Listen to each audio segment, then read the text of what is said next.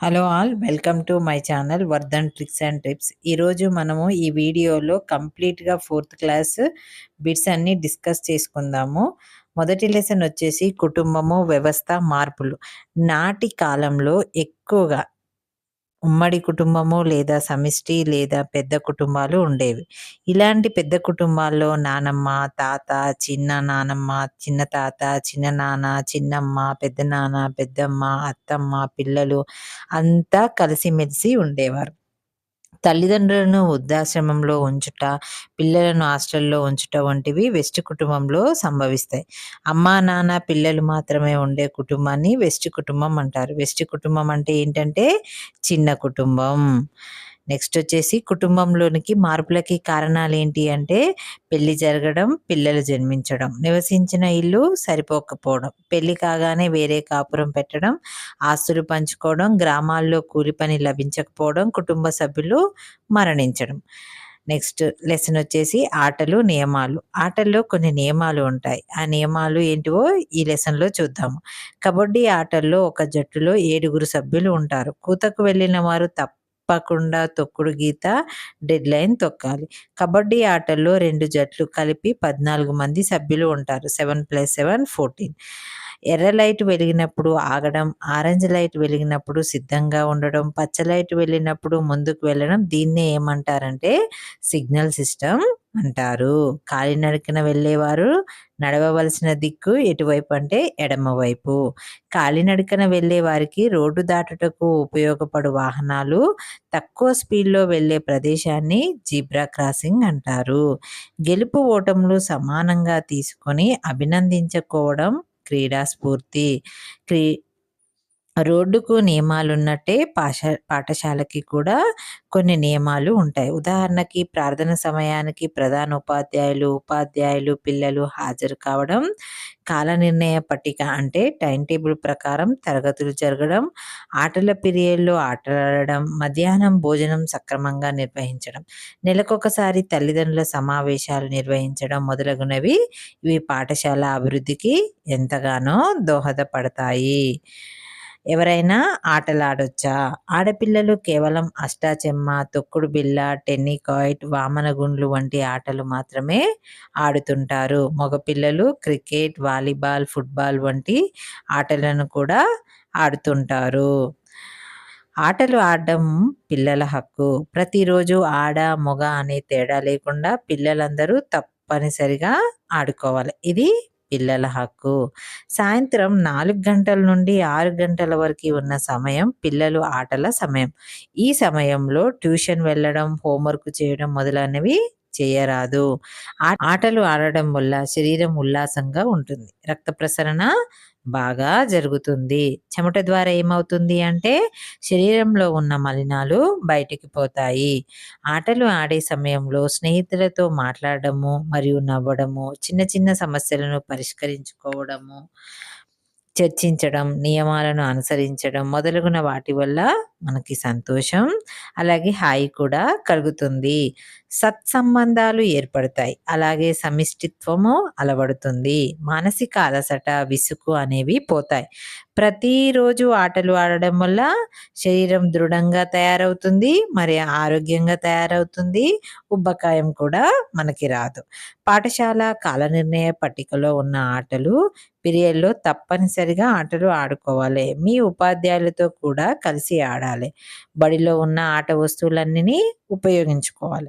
ప్రతి 3 నెలలకు ఒకసారి పాఠశాలలో జరిగే ఆటల పోటీల్లో పాల్గొనాలి. ఆటల్లో ప్రావీణ్యం. సాయంత్రం ఆటలు ఆడిన తర్వాత శుభ్రంగా స్నానం చేయాలి. తర్వాత చదువుకోవడం, ఇంటి పని చేసుకోవడం చేయాలి. ఇలా చేయడం వల్ల చురుగ్గా ఉండి చదివిన పాఠాలు కూడా త్వరగా అవగాహన అవుతాయి. మన దేశ క్రికెట్ ప్రపంచ కప్ గెలుచుకున్న సంవత్సరం ఎప్పుడంటే 2011. కర్ణం మల్లేశ్వరి, సైనా నెహ్వాల్, మేరీ కోమ్, లియోండర్ పేస్, గగన్ నారింగ్, విజేందర్ సింగ్, పిటి ఉష, పివి సింధ్, సాక్షి మాలిక్ వంటి వాళ్ళు మన దేశ పక్షాన ఒలింపిక్ క్రీడల్లో పాల్గొని పతాకాలు ఎన్నో సాధించారు. పిల్లలకి ఆటలు కేటాయించాల్సిన సమయం సాయంత్రం 4 గంటల నుండి 6 వరకి. ఆటలు పిల్లల హక్కు. ప్రతి 3 నెలలకొకసారి పాఠశాలలో జరిగే ఆటల్లో, పోటీల్లో పాల్గొనాలి. ఆటలు ఆడడం వల్ల శరీరం దృఢంగా ఉండడం ఉంటుంది. దాంతో పాటు ఉబ్బకాయం కూడా రాకుండా ఉంటుంది. ఆటలు ఆడడం వల్ల ఉపయోగాలు మానసిక ఉల్లాసాన్ని కలిగిస్తాయి. అలాగే రక్త ప్రసరణ బాగా జరుగుతుంది. ఆరోగ్యంగా ఉంటారు. సమిష్టత్వం కూడా అలవడుతుంది. విద్యార్థి తన చూసిన ఆటకు సంబంధించిన స్థలాన్ని, కోర్టును చార్టుపై గీశాడు. అయినా ఆ విద్యార్థిలో పఠన నైపుణ్యాన్ని బొమ్మలు గీయడము లక్ష్యంగా నెరవేరింది. వ్యక్తులు, ఆటలు Saina Nehwal badminton, Viswanath Anand chess, Mithali Raj cricket, Mary Kom boxing, Koneru Humpy chess, Karnam Malleswari weightlifting, Gagan Narang shooting, Sania Mirza tennis. Kabaddi ఆటల్లో నియమాలు. ఆడపిల్లలకు ఆటల్లో జుట్టు పట్టుకొని లాగరాదు. ఆటగాళ్ల గోర్లు పెంచరాదు. ఆటగాళ్లు కబడ్డీ కోర్టు హద్దు దాటరాదు. శరీరానికి నూనె వంటి పదార్థం రాసుకోకూడదు. కర్ణం మల్లేశ్వరి ఒలింపిక్స్ పథకం గెలిచిన రంగం వెయిట్ లిఫ్టింగ్. ఇద్దరు మాత్రమే ఆడే ఆట ఏంటిదంటే బాక్సింగ్. ఆటల వల్ల పిల్లలకి ఏమొస్తుంది? క్రీడా స్ఫూర్తి, సమిష్టత్వము, ప్రవర్తన లక్షణాలు ఏర్పడతాయి. రోడ్డు పైన దారాలు గీసి ఉన్న చోటు మనుషులు రోడ్డు దాటడాన్ని దీన్నే జిబ్రా క్రాసింగ్ అంటారు. జంతువులు. పక్షుల చెవులు బయటికి కనిపించవు. పక్షి తలకి 2 వైపులా 2 రంధ్రాలు ఉంటాయి. సాధారణంగా ఈ 2 రంధ్రాలు ఈకలతో కప్పబడి ఉంటాయి. ఇవి వినడానికి సహాయపడతాయి. బల్లి తలపైన 2 చిన్న రంధ్రాలు కనిపిస్తాయి. ఇవే బల్లి చెవులు. మొసలికి కూడా తలపైన చెవులు పనిచేసే చిన్న రంధ్రాలు ఉంటాయి. కానీ వాటికి మనము సులువుగా గుర్తించలేము. చెవులు చేసే పనిని పాము చర్మం చేస్తుంది. పాము చర్మం ద్వారానే అలికిడి ధ్వనులను గుర్తిస్తుంది. ఏ జంతువులకు చెవులు బయటికి కనిపిస్తూ వాటి చర్మంపై వెంట్రుకలు ఉంటాయో అలాంటి జంతువులు పిల్లలను కంటాయి. పిల్లలు నేరుగా కనే వాటిని శిశువోత్పాదకాలు అంటారు. ఏ జంతువులకి చెవులు బయటికి కనిపించకుండా వాటి చర్మంపై వెంట్రుకలు ఉంటావో అలాంటి జంతువులు గుడ్లు పెడతాయి. గుడ్లు పెట్టి పొదిగే పిల్లలు పోషించే జంతువులను అండోత్పాదకాలు అని అంటారు. జంతువుల చర్మము, చెవులు, డోలు వంటి వాయిద్యాలు తయారీకి ఉపయోగిస్తారు. జంతువులు వెంట్రుకలతో ఉన్నిని తయారు చేస్తారు. జంతువులకు మనకు ఆహారం కూడా ఇస్తాయి. తెలంగాణ రాష్ట్ర జంతువు జింక. మన రాష్ట్రంలో నల్లమల్ల అడవుల్లో జింకలు ఎక్కువగా ఉంటాయి. ఇది అందమైన కొమ్ములు, పెద్ద పెద్ద కళ్ళతో అమాయకంగా, అందంగా, ఆకర్షణీయంగా, చురుగ్గా ఉంటుంది. మన దేశ జాతీయ జంతువు పెద్ద పులి. భారతదేశంలో ఇవి అంతరించిపోతున్నాయి. జంతువులు జీవన విధానము, జీవ వైవిధ్యము. అడవులు నివసించే ఏనుగులు గుంపులుగా ఉంటాయి. ఒక్క గుంపులో 10 నుంచి 12 ఏనుగులు ఉంటాయి. వీటిలో ఎక్కువగా ఆడ ఏనుగులే ఉంటాయి. మగ ఏనుగులు చిన్నవిగా ఉన్నప్పుడు గుంపుల్లో ఉండి 15 ఏండ్లు వయసు రాగానే గుంపు నుండి వేరుపడతాయి. సాధారణంగా ఏనుగులు గుంపుకు పెద్ద వయసున్న ఆడ ఏనుగు నాయకత్వం వహిస్తుంది. ఇది ఉదయాన్నే పెద్దగా గండించి ఆహారం కోసం బయలుదేరుతుంది. ఇవి ఆకులను, చిన్న కొమ్మలను తింటాయి. భారతదేశ మాజీ రాష్ట్రపతి డాక్టర్ ఏపీజే అబ్దుల్ కలాం తన చిన్నతనంలో సముద్ర తీరంలో ఎదురుతున్న పక్షుల గుంపును చూశాడు. భారతదేశ మాజీ రాష్ట్రపతి డాక్టర్ ఏపీజే అబ్దుల్ కలాం తన చిన్నతనంలో సముద్ర తీరంలో ఎగురుతున్న పక్షుల గుంపును రోజూ చూసేవారు. అవి ఎలా ఎగరగలుగుతున్నాయో అని ఆలోచించేవారు. అలా ఆలోచనలే ఆయన రాకెట్ ప్రయోగాల పరిశోధనలకి మూలమయ్యాయి. పరిశీలించడం, తెలుసుకోవడం, ఒక లక్ష్యాన్ని ఏర్పరచుకోవడం, అందుకోసం కృషి చేయడం వంటివి ఆయన ఒక గొప్ప వ్యక్తిగా తయారు చేశాయి. దారాలతో ఆకులను అల్లి గూడు తయారు చేసే పక్షి ఏది? దర్జీ పక్షి. గిజిగాడి పక్షుల్లో మగ పక్షులు మాత్రమే గూళ్ళు కడతాయి. ఏ పక్షులు? మగ పక్షులు మాత్రమే గూళ్ళు కడతాయి. వాటిలో ఆడపక్షి గుడ్డు పెడుతుంది. మీకు తెలుసా? డాక్టర్ సలీం అలీ మన దేశానికి చెందిన ప్రఖ్యాతి పక్షి శాస్త్రవేత్త. ఈయన పక్షులపైన అనేక పరిశోధనలు చేశాడు. మన చుట్టూ ఉండే మొక్కలు బీర, కాకర, మల్లె మొదలగున మొక్కలు కాండాలు బలహీనంగా ఉండడం వల్ల పందిళ్లపై చెట్టుపై ఏదో ఒక ఆధారంతో పెరుగుతాయి.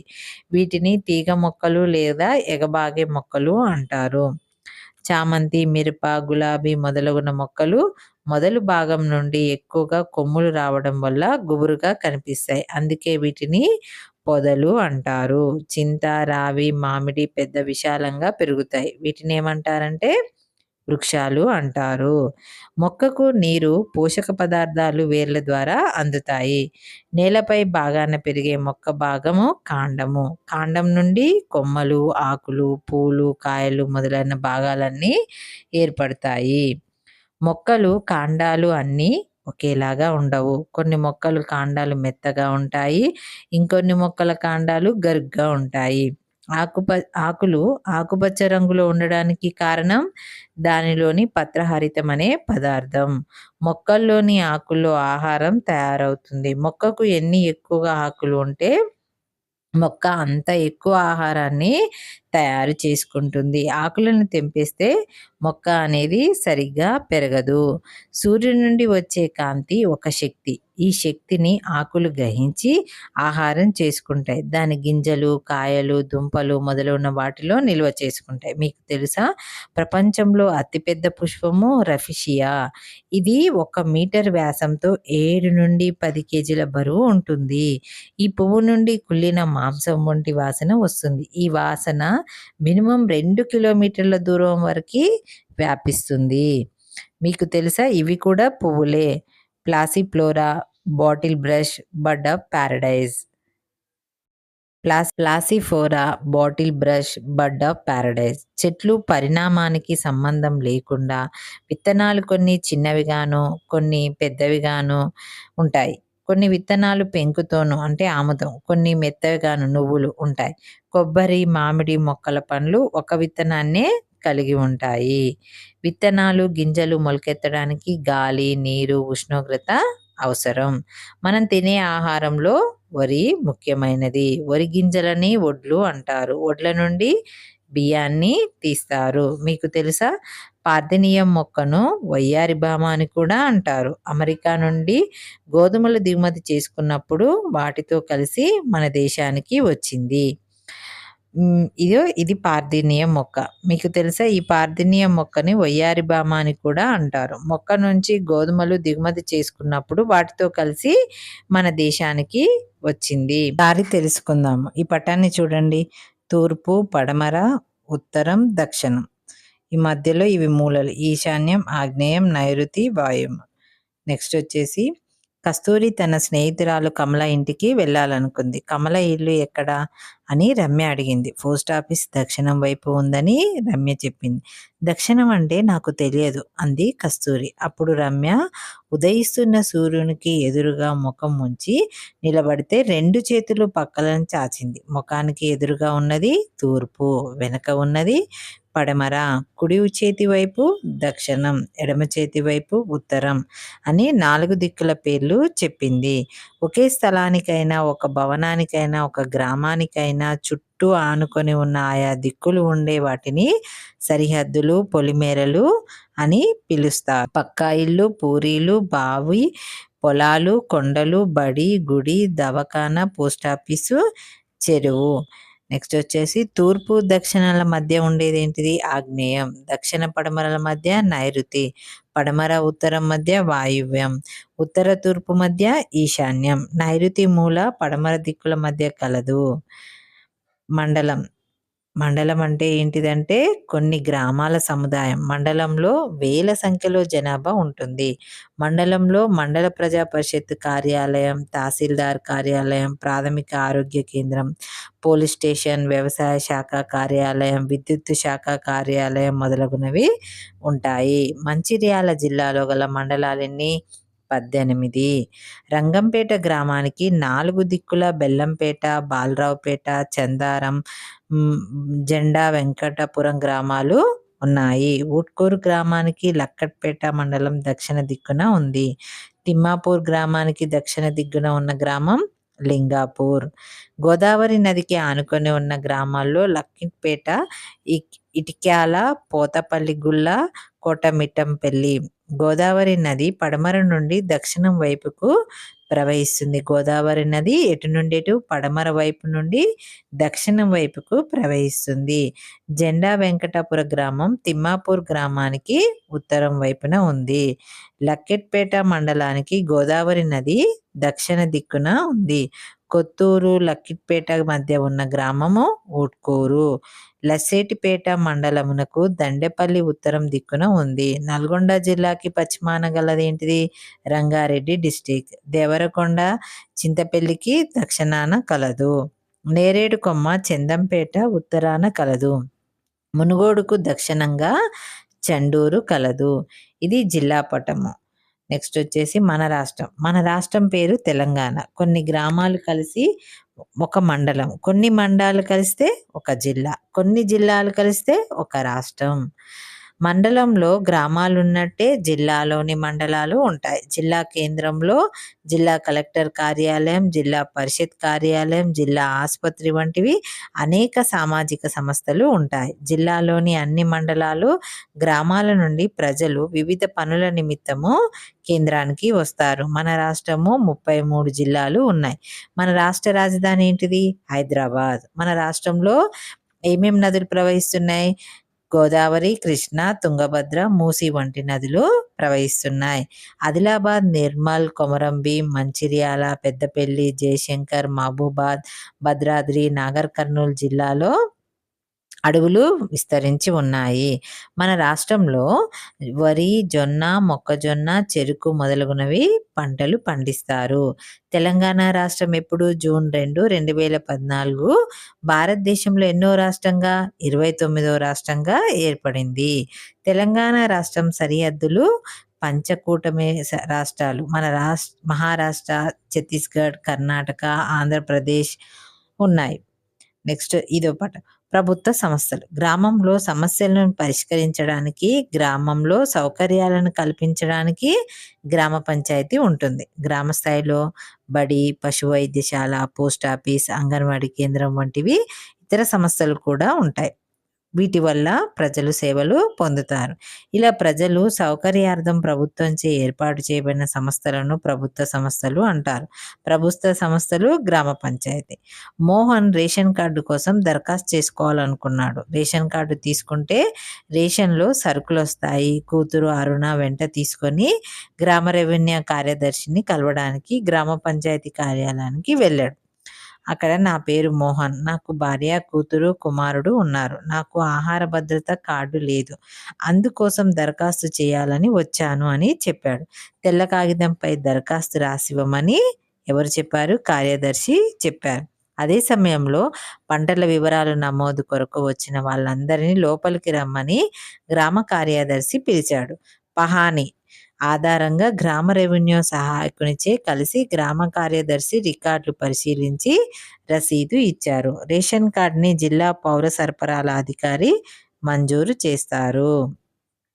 పంటల వివరాలు నమోదు బాధ్యత వహించే అధికారి ఎవరు? గ్రామ రెవెన్యూ అధికారి, ఆయన విఆర్ఓ. అరుణ దరఖాస్తు చేసింది. తహసీల్దార్ కార్యాలయం వారు వివరాలు తమ దగ్గర ఉన్న సమాచారంతో పరిశీలించారు. ఆన్లైన్లో వివరాలు నమోదు చేశారు. మోహన్ రాసి ఇచ్చిన వివరాల్లో తమ దగ్గర ఉన్న సమాచారంతో పరిశీలించారు. ఆన్లైన్లో వివరాలు నమోదు చేశారు. మోహన్ రాసి ఇచ్చిన వివరాలు జిల్లా పౌర సరఫరాల అధికారికి పంపారు. కొన్ని రోజుల తర్వాత వారు ఆహార భద్రతా కార్డు మంజూరు చేసి తహసీల్దార్కి పంపించారు. తహసీల్దార్ ద్వారా భద్రతా కార్డు ద్వారా సరుకులు తీసుకుంటాడు. మోహన్ ఆహార భద్రతా కార్డు అందుకున్నాడు. ఇప్పుడు మోహన్ ఆహార భద్రతా కార్డు ద్వారా సరుకులు తీసుకుంటున్నాడు. మీకు తెలుసా? ఆధార్ కార్డు జారీ చేసే సందర్భంలో వ్యక్తుల కళ్ళను ఐరిస్ కెమెరాలో ఫోటో తీస్తారు. మనిషి కనుగుడ్డుపై ఉన్న వలయాకారం భాగాన్ని ఐరిస్ అంటారు. ఐరిస్ కెమెరా ఐరిస్ భాగాన్ని ఫోటో తీసి చెదిరిపోకుండా పదిలంగా భద్రపరుస్తుంది. మిమీజోయ్ కనుగొన్నారు. ఆహార భద్రతా కార్డు ఉన్నవారికి సంబంధిత చౌక ధర దుకాణంలో సరుకులు లభిస్తాయి. ఈ సరుకులు ప్రభుత్వం నిర్ణయించిన ధరల ప్రకారము అమ్ముతారు. రేషన్ సరుకులు నిరుపేద కోసము ప్రభుత్వం చౌక ధరల దుకాణాల ద్వారా సరుకుల పంపిణీ చేస్తుంది. అవి సక్రమంగా అందకపోతే తహసీల్దార్‌కి ఫిర్యాదు చేయాలి. ప్రభుత్వ సంస్థలు, మండలం కేంద్రం. మండల కేంద్రంలో తహసీల్దార్ల కార్యాలయం ఉంటుంది. దీన్నే మండల రెవెన్యూ కార్యాలయం అని కూడా అంటారు. ఇది మండల పరిధిలో గ్రామాల్లో కుటుంబాలకి రేషన్ కార్డులు ఇవ్వడం, భూమి శిస్తు పన్నులు వసూలు చేయడం వంటి పనులు నిర్వహిస్తుంది. నెక్స్ట్ మండల పరిషత్ కార్యాలయం. ప్రాథమిక విద్యను అందించడం, వ్యవసాయం, పశుపోషణ, చేపలు, కోళ్ల పెంపకం అభివృద్ధి చేయడం చేసే పనులు. మండలంలోని రోడ్ల నిర్మాణం చేయడం, వాటిని మరమ్మతు చేయడం వంటివి, సాగునీటిని సరఫరా చేయడం, ఆరోగ్యం, శిశు సంక్షేమం, పారిశుద్ధ్య కార్యక్రమాలు చేపట్టడం మొదలగునవి చేస్తాయి. పోలీస్ స్టేషన్ చేసే పనులేంటివి? శాంతి భద్రతలను కాపాడడం, నేరాలు జరగకుండా చూడడం, ప్రజలతో సత్సంబంధాలు ఏర్పరచుకోవడం, ప్రజలకి ఫిర్యాదులు స్వీకరించడం, ఫిర్యాదులపై విచారించడం, రికార్డులు చేయడం, ప్రజలను సురక్షితంగా ఉంచడానికి, అందరూ పాటించడానికి సహాయపడుతుంది. బాలలు, సంబంధ అంశాలు మరియు బాలల రక్షణ సంస్థలు, పరిరక్షణలు మొదలగునవి. తహసీల్దార్ కార్యాలయం చేసే పనులు. రెవెన్యూ అధికారులు మరియు మండలంలోని కార్యాలయంలో సంబంధిత పనిని పరీక్షించడం, ప్రజల నుండి వచ్చిన ఫిర్యాదులను విచారణ చేయడం, ప్రభుత్వ పథకాలు ప్రజలకు అందేటట్లు చూడడం, కులం, ఆదాయ ధృవీకరణ పత్రాలు ఇవ్వడం, వెట్టి చాకిరి నుండి ప్రజలను విముక్తులను చేయడము, రైతులకు పట్టాదారు పాస పుస్తకాలు మంజూరు చేయడం, భూ వివాదాలను పరిష్కరించడం మొదలగునవి. ప్రాథమిక ఆరోగ్య కేంద్రం చేసే పనులు. మండల పరిధిలో సాధారణ రోగులకు ప్రతిరోజు పరీక్షించడం, ఆరోగ్యం ఉప కేంద్ర నిర్వహణ పర్యవేక్షించడం, జాతీయ ఆరోగ్య కార్యక్రమాలను మండలంలో అమలు చేయడం, మాతా శిశు సంరక్షణ కింద కాన్పులు ప్రాథమిక ఆరోగ్య కేంద్రంలో చేయడం, రోగాలు తీవ్రతను బట్టి రోగులను జిల్లా ఆసుపత్రికి సిఫారసు చేయడం మొదలగునవి. బ్యాంకు చేసే పనులేంటివి? ప్రజల నుండి డిపాజిట్లు స్వీకరించడం, మండల పరిధిలో రైతులకి రుణాలు ఇవ్వడం, రోజువారీ డిపాజిట్లను స్వీకరించడం, మండలంలో మహిళా సంఘాలకి రుణాలు ఇవ్వడం మొదలగునవి.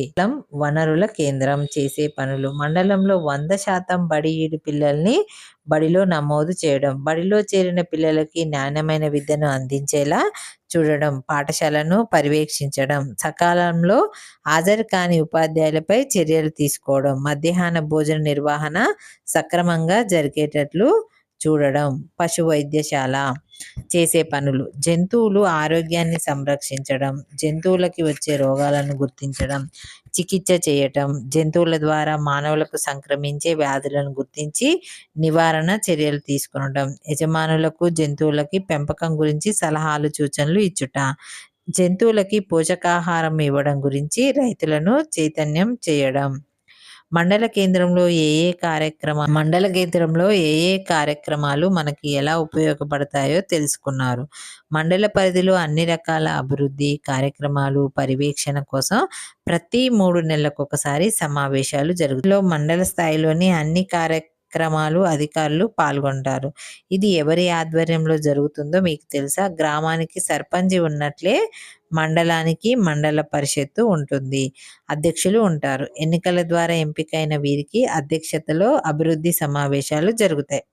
గ్రామం, మండలం యొక్క అభివృద్ధి, నాయకత్వ లక్షణాలు, సేవాభావం కలిగి ఉన్న గ్రామ సర్పంచి, మండల అధ్యక్షులు, అలాగే గ్రామాల్లో మరియు మండలాల్లో ఉన్న అధికారులపై ఆధారపడి ఉంటుంది.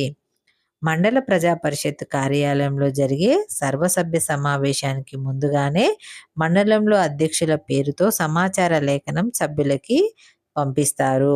సర్వసభ్య సమావేశానికి సంబంధించిన లేఖను చూస్తారు కదా. దీనికి హాజరయ్యే సభ్యులు ఏ అంశాల గురించి చర్చిస్తారో వాటిని ఎజెండా అంశాలు అంటారు. కొత్తూరు సర్వసభ్య సమావేశానికి చెందిన ఎజెండా అంశాలను చదవండి.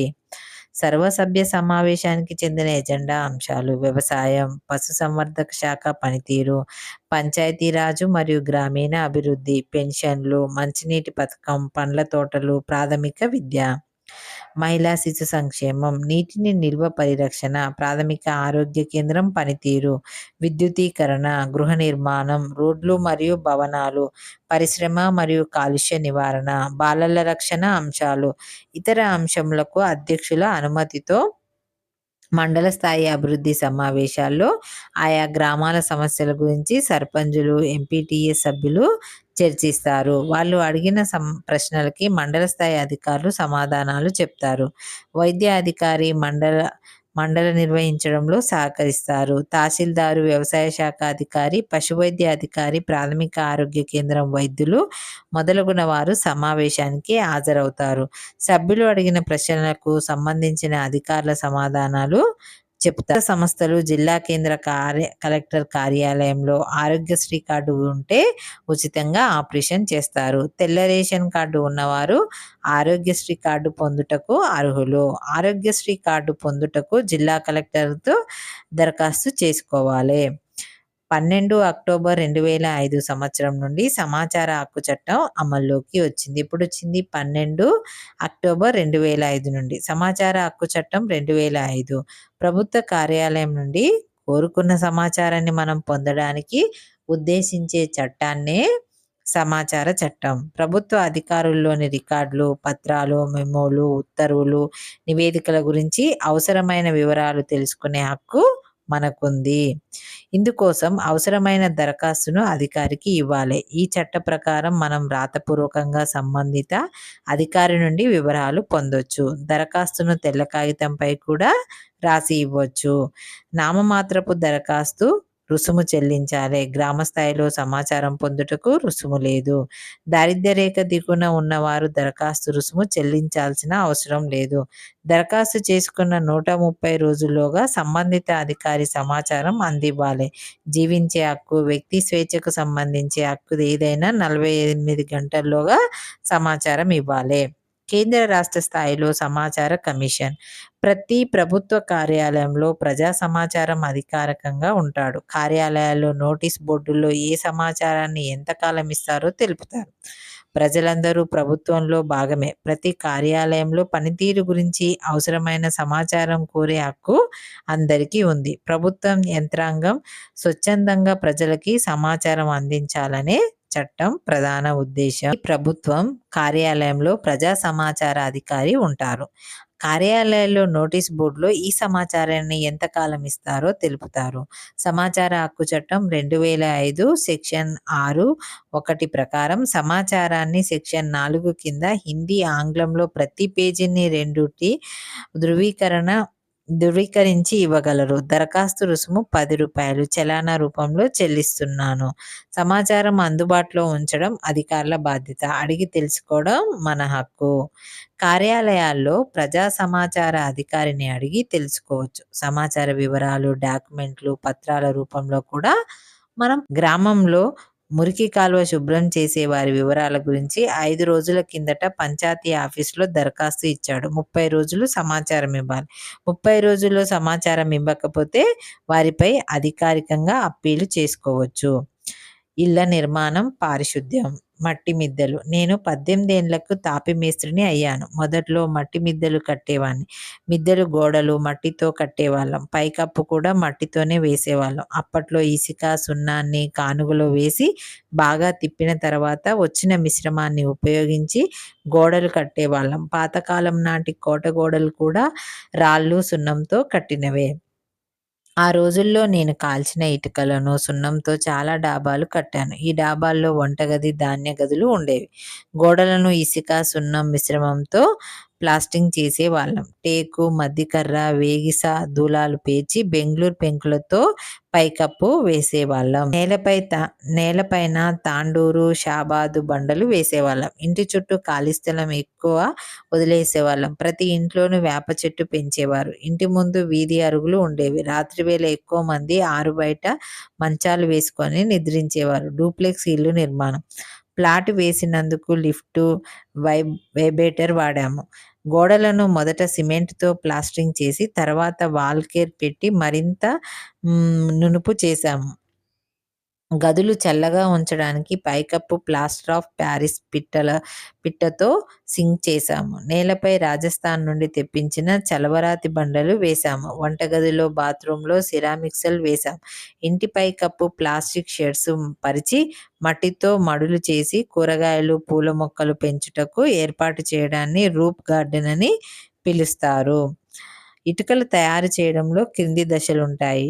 బంకమట్టిని సేకరించడం, బంకమట్టితో బూడిదతో కలపడము, దీనిని నీటితో కలిపి పశువులతో తొక్కించి మెత్తగా పచ్చి ఇటుకలను 2 రోజుల పాటు ఎండపెట్టడం, ఎండిన ఇటుకలను బట్టీల్లో పేర్చి కట్టెలు, వరి పొట్టు కాల్చడం. ఇటుక బట్టి 30 రోజుల వరకు కాలుతుంది. ఇటుక ఎర్రగా కాలగానే వారం రోజులలో చల్లార్చి తర్వాత ఇండ్లు కట్టేవారికి అమ్మడము. కాంక్రీటు మిశ్రమం తయారు చేయడానికి కంకర, రాళ్ళు అవసరమవుతాయి. ఇందుకోసం క్రషర్లు ఉపయోగిస్తారు. పెద్ద పెద్ద రాళ్లను మిషన్లో వేసి చిన్న చిన్న కంకర రాళ్లుగా చేస్తారు.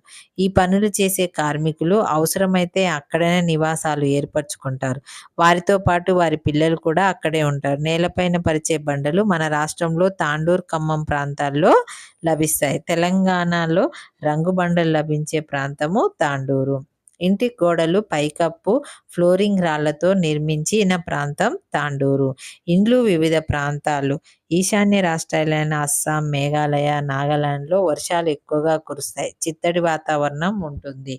1826 సంవత్సరంలో బ్రిటిష్ వారు ఇక్కడ ఇండ్లను కట్టడం ప్రారంభించారు.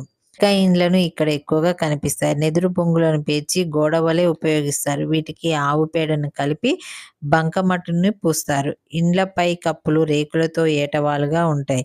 కింది భాగంలో వర్షపు నీరు వెళ్లే మార్గాన్ని ఏర్పాటు చేస్తారు. కాశ్మీర్ బాగా చలి ప్రదేశం. ఇక్కడ ఉష్ణోగ్రత ఒక్కొక్కసారి 0 డిగ్రీస్ కన్నా తక్కువగా పడిపోతాయి. ఇక్కడ పర్వతాల పైన ఇండ్లు ఉంటాయి. శ్రీనగర్లోని దాల్ సరస్సులో డోంగా అనే పడవ ఇళ్లలో యాత్రికులు విహరిస్తారు. మీకు తెలుసా?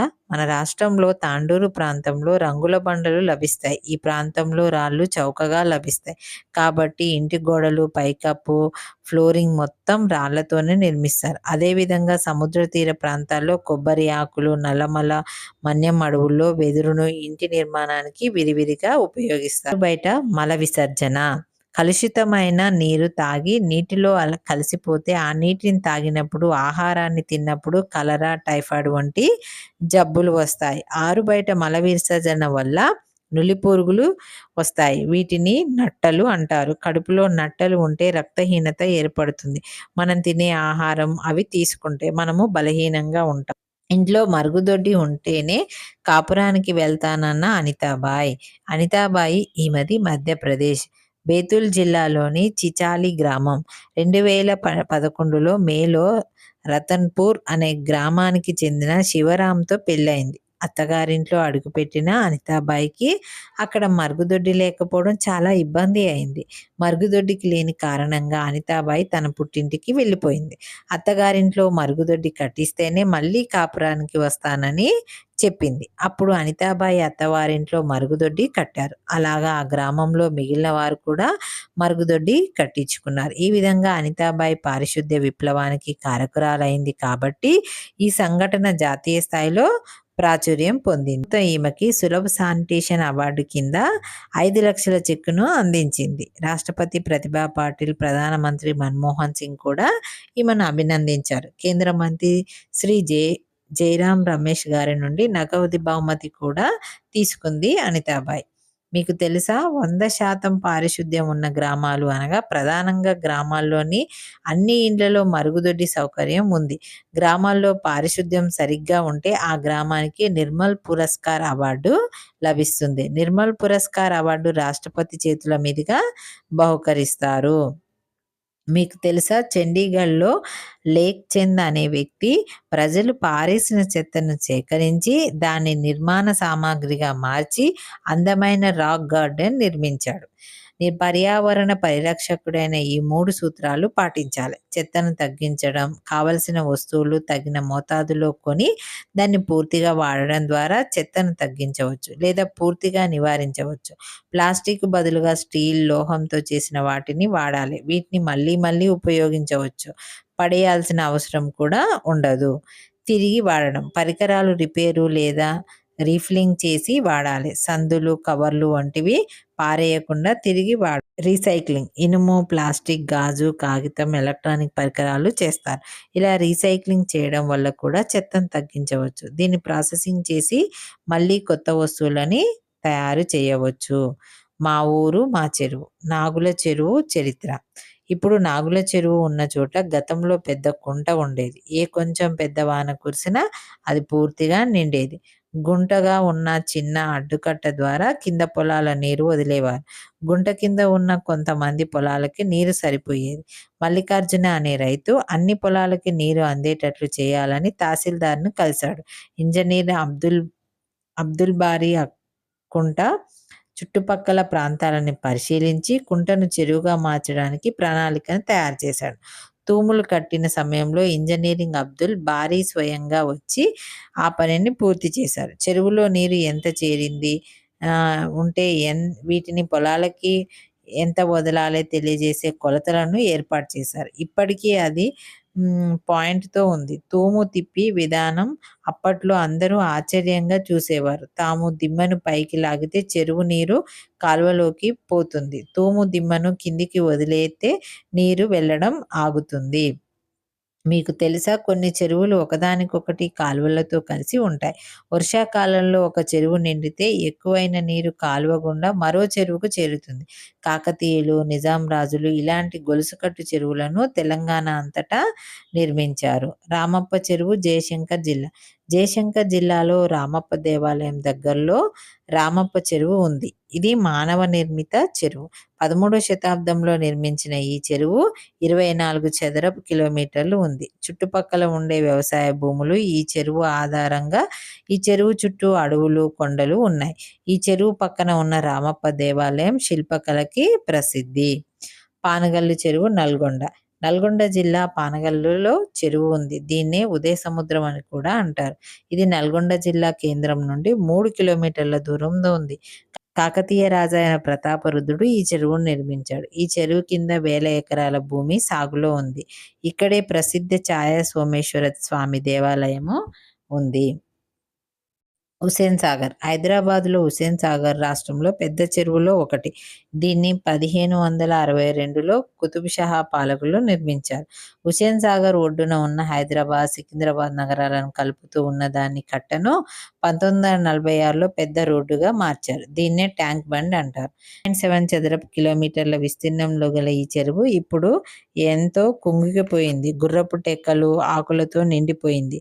సందర్శకులు చెత్తను విసిరివేయడం, నగరంలో మురికి నీరు చేరడం, కర్మాగారాల వ్యర్థాలు చేరడం, వినాయక విగ్రహాల నిమజ్జనతో హుస్సేన్ సాగర్ బాగా కలుషితమైంది. 32 అడుగుల లోతు ఉన్న ఈ చెరువు బాగా పూడిపోయింది. ప్రస్తుతం ఈ చెరువును కాలుష్య రహితంగా చేయడానికి ప్రయత్నాలు చేస్తున్నారు. ఉస్మాన్ సాగర్. హైదరాబాద్లో ఉన్న మరొక చెరువు ఉస్మాన్ సాగర్. దీన్ని మూసీ ఉపనదిపై నిర్మించారు. దీన్నే గండిపేట చెరువు అని కూడా అంటారు. ఇది మంచినీటి చెరువు. ఇప్పటికీ ఇది హైదరాబాద్ నగరవాసులు తాగునీటి కోసం ఉపయోగపడుతుంది. చెరువు ప్రయోజనాలు. చెరువులో నీరు తగ్గినప్పుడు చేపలు పడతారు. కొందరు రైతులు పుచ్చకాయలు, కర్బూజా పండ్లు, దోసకాయలు పండిస్తారు. ఎండాకాలంలో చెరువులు పూడిక మట్టిని తీసివేస్తారు. రైతులందరూ ఈ మట్టిని పొలాల్లో చల్లుతారు. చెరువుల్లో మట్టి మంచి సారవంతమైంది కాబట్టి పంటలు బాగా పండుతాయి. చెరువుల్లో పూడిక తీయడం వల్ల చెరువు శుద్ధి పడుతుంది, నీటి నిల్వ పెరుగుతుంది.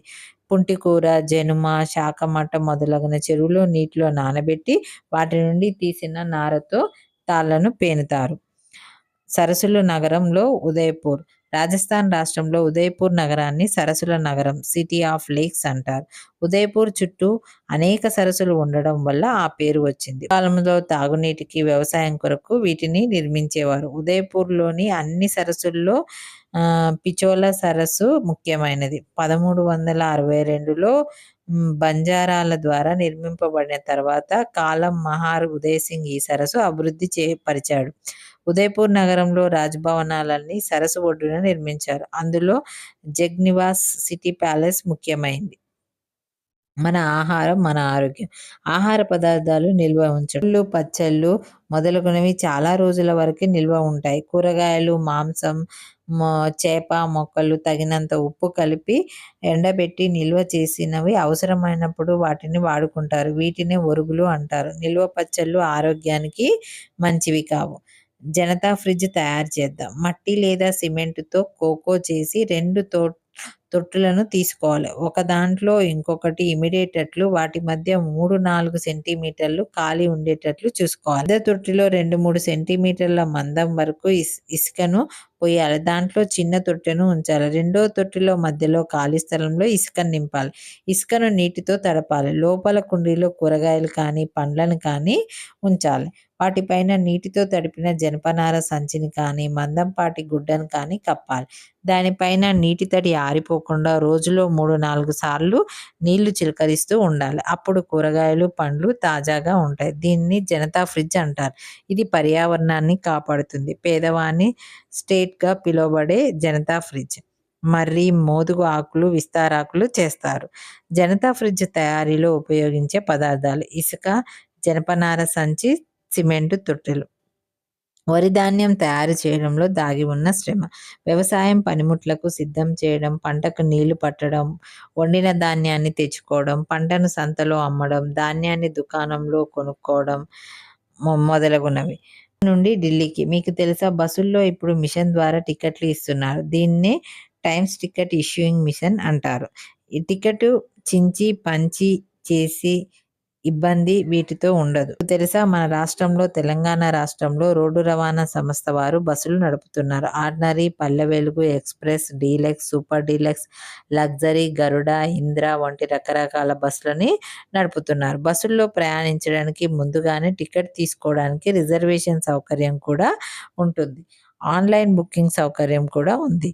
వనితా కార్డు, సవ్య, క్యాట్ కార్డు ఉన్నవారికి ప్రయాణం ధరలో 10% రాయితీ కూడా ఇస్తారు. వికలాంగులకు కూడా రాయితీ ఉంది. ఆరెంజ్ లైట్ వెలిగినప్పుడు ఆటో స్టార్ట్ చేయడం, ఆకుపచ్చ లైట్ వెలిగినప్పుడు ముందుకు వెళ్ళాలి. రోడ్డుపై తెల్లటి చారలను జీబ్రా క్రాసింగ్ అంటారు. జీబ్రా క్రాసింగ్ మీద పాదచారులు రోడ్డు దాటుతారు. మన రాష్ట్రంలో రైళ్లను దక్షిణ మధ్య రైల్వే సంస్థ అంటారు. భారతదేశ చరిత్ర, సంస్కృతి: ఆదిమ మానవులు సంచార జీవనం చేసేవారు. కొండ గృహాల్లో, చెట్ల తొర్రల్లో నివసించేవారు. జంతువులను వేటాడి పచ్చి మాంసం తినేవారు. నిప్పును కనుగొన్న తర్వాత ఆహారాన్ని కాల్చి తినడం నేర్చుకున్నారు. భారతదేశ చరిత్ర: గతం గురించి తెలుసుకోవడానికి పురావస్తు శాఖ వారు అనేక తవ్వకాలు జరుపుతారు. బ్రిటిష్ దేశానికి చెందిన సర్ జాన్ మార్షల్ 1921 నుండి 22వ సంవత్సరంలో సింధు నది ప్రాంతంలో త్రవ్వకాలు జరిపాడు. ఈ త్రవ్వకాల వల్ల సింధు హరప్ప నాగరికత బయటపడింది. సింధు హరప్ప నాగరికత, పట్టణ నాగరికత. వీరు పట్టణాలను ఒక ప్రణాళికబద్ధంగా నిర్మించారు. వీరు పెద్ద భవంతులను, నదులను క్రమ పద్ధతిలో నిర్మించారు. వృత్తి వ్యవసాయం: గోధుమ, వరి, బార్లీ ప్రధాన ఆహార పంటలు.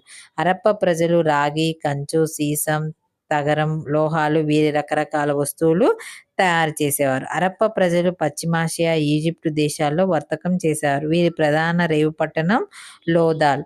వీరు ప్రధానంగా అమ్మ తల్లి పశుపతిని పూజించేవారు. వీరి లిపి బొమ్మలతో కూడి ఉంది. హైదరాబాద్లోని సాలార్జంగ్ మ్యూజియం గిరిజన సంస్కృతి సాంప్రదాయాలు తెలుసుకోవడానికి గిరిజన ప్రదర్శనశాల శ్రీశైలంలో ఉంది. ఇలా మన సంస్కృతి సాంప్రదాయాలు, మన వారసత్వ సంపద గురించి తెలుసుకోవడానికి మ్యూజియంలు దోహదపడుతున్నాయి. సార్నాథ్ స్తూపం: సార్నాథ్ స్తూపాన్ని అశోక చక్రవర్తి నిర్మించాడు. ఇటుక లేదా రాయితో నిర్మించిన ఘనమైన గుమ్మట ఆకారంలో గల నిర్మాణాన్ని స్తూపం అంటారు. ఇది ఉత్తరప్రదేశ్ రాష్ట్రంలో వారణాసి దగ్గర ఉన్న సార్నాథ్లో ఉంది. ఇది అతి ప్రాచీనమైన కట్టడం. సార్నాథ్లోని అశోక స్తూపం: ఇది నిలువుగా ఉన్న ఒక రాతి స్తూపం. వారణాసి సమీపంలో చునార్ నుండి తవ్వి తీసిన ఇసుక రాయితో దీన్ని రూపొందించారు. దీనిపైన 4 వైపులా 4 సింహాలు చెక్కబడి ఉంటాయి. దీనిని వీరు నాణాలపై ముద్రించి ఉండడాన్ని చూసి ఉంటారు. నునుపు చెప్పినట్లే ఈ శిలాస్తంభంలో రాజస్థాన్ శిల్పకళ ఉంటుంది. తెలంగాణలో అమరవీరుల స్తూపం: ఇది హైదరాబాద్లో అసెంబ్లీ ఎదురుగా ఉంది. 1969 తెలంగాణ ఉద్యమంలో అమరులైన వారి గుర్తుగా దీన్ని నిర్మించారు. ఇది తెలంగాణ ఉద్యమ స్ఫూర్తిని ఎల్లప్పుడూ గుర్తు చేసే స్తూపం. కుతుబ్ మినార్: కుతుబ్ మినార్ మన దేశ రాజధాని ఢిల్లీ నగరంలో ఉంది. దీని ఎత్తు సుమారుగా 72.5 మీటర్లు ఉంటుంది. నిర్మాణం కుతుబుద్దీన్ ఐటెక్ ప్రారంభించగా ఈల్ టూట్ మిషన్ పూర్తి చేశాడు. ఎర్రకోట మన దేశ రాజధాని ఢిల్లీ నగరంలో ఉంది. దీనిపైన జాతీయ దినోత్సవమైన స్వాతంత్ర దినోత్సవం రోజున జాతీయ పతాకాన్ని ఎగరవేస్తారు. దీన్ని ఎర్రని రాయితో నిర్మించారు. ఇందులో పర్షియన్, భారతీయ నిర్మాణ శైలులు రెండు స్పష్టంగా కనిపిస్తాయి. చార్మినార్ మన రాష్ట్ర రాజధాని హైదరాబాద్ నగరంలో ఉంది. దీని ఎత్తు సుమారుగా 58 మీటర్లు. దీన్ని 1591 సంవత్సరంలో నిర్మించారు. 1000 స్తంభాల గుడి ఇది మన రాష్ట్రంలోని వరంగల్ కోట పట్టణంలో ఉంది. ఇది కాకతీయ కాలం నాటి శివాలయం.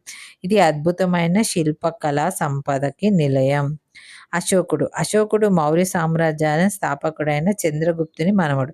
ఇతను అతి గొప్ప పాలకుల్లో ఒకరు. ఈయన కళింగ యుద్ధం తర్వాత కలత చెంది బౌద్ధ మతాన్ని స్వీకరించాడు. అహింసా మార్గాన్ని ప్రబోధిస్తూ బౌద్ధ మత వ్యాప్తికి, ప్రజా సంక్షేమానికి కృషి చేశాడు. మన జాతీయ పతాకం మధ్యలోని ధర్మచక్రం అశోకుని నిర్మించిన సారనాథ్ స్తూపం నుండి తీసుకుంది. చంద్రగుప్తుని విక్రమాదిత్యుడు గుప్త వంశస్థుల్లో సుప్రసిద్ధుడు. చంద్రగుప్త విక్రమాదిత్యుడు క్రీస్తుశకం 320 సంవత్సరంలో శ్రీగుప్తుడు గుప్త సామ్రాజ్యాన్ని స్థాపించాడు. చంద్రగుప్త విక్రమాదిత్యుడి ఆస్థానంలో నవరత్నాలు అనే కవులు ఉండేవారు. వీరిలో కాళిదాసు గొప్ప కవి. ప్రపంచ ప్రసిద్ధి చెందిన ఎల్లోర గృహాలు గుప్తుల కాలానికి చెందినవి. వీరి కాలంలో శిల్పకళ, చిత్రకళ ఎంతో అభివృద్ధి చెందాయి.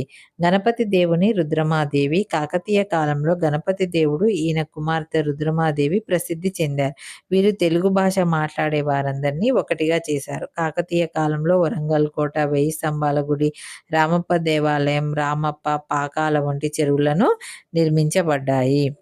శ్రీకృష్ణదేవరాయలు విజయనగర రాజుల్లో ప్రముఖుడు. ఈయన 1509 సంవత్సరం నుండి 1520 సంవత్సరం వరకు విజయనగర రాజ్యాన్ని పరిపాలించాడు. ఈయన ఆస్థానంలో అష్టదిగ్గజాలు అనే కవులు ఉండేవారని చెప్తారు. ఈయన కూడా స్వయంగా కవి. ఈయన అముక్తమాల్యద అనే గ్రంథాన్ని రచించాడు. దేశ భాషలందు తెలుగు లెస్స అని చెప్పింది శ్రీకృష్ణదేవరాయలు. అక్బర్ మన దేశాన్ని పాలించిన మొఘలాయుల చక్రవర్తిలో ప్రముఖుడు. ఇతను మహమ్మదీయ మతస్థుడైనప్పటికీ పరమమత సహనం కలిగినవాడు. ఈయన గొప్ప పరిపాలకుడు. శివాజీ మొఘలాయులను ఎదిరించి మరాఠీ రాజ్యాన్ని స్థాపించిన గొప్ప వీరుడు. ఇతను హిందూ మతస్థుడైనప్పటికీ పరమమత సహనం కలిగి ఉండి గొప్ప పేరు సంపాదించుకున్నాడు. సమర్థ రామదాసు శివాజీ గురువు. తుకారాం అనే భక్తుడు కూడా ఈయన కాలంలోని వాడే. మీర్ ఉస్మాన్ అలీ ఖాన్ హైదరాబాద్ రాష్ట్రాన్ని నిజాం వంశస్థులు పాలించారు. వీరు మహమ్మదీయులు, డెక్కన్ ఉర్దూ మాట్లాడేవారు. అయితే రాజ్యంలో అధిక శాతం ప్రజలు హిందువులు. వీరు తెలుగు, కన్నడం, మరాఠీ హైదరాబాద్ రాష్ట్ర చివర పాలకుడైన మీర్ ఉస్మాన్ అలీ ఖాన్ బ్రిటిష్ ప్రభావంతో వ్యవసాయాన్ని, పరిశ్రమలను అభివృద్ధి చేశాడు. విద్యా సంస్థలను స్థాపించాడు. నిజాం సాగర్, ఆలీ సాగర్ వంటి పెద్ద నీటిపారుదల నిర్మాణాన్ని చేపట్టాడు. 1920 సంవత్సరంలో మూసీ నదిపై ఉస్మాన్ సాగర్ ఆనకట్టును నిర్మించి హైదరాబాద్ నగర ప్రజలకు మంచినీటి సౌకర్యాన్ని కల్పించారు. Thank you friends. ఈ వీడియో మీకు నచ్చినట్లయితే లైక్ అండ్ షేర్, సబ్స్క్రైబ్.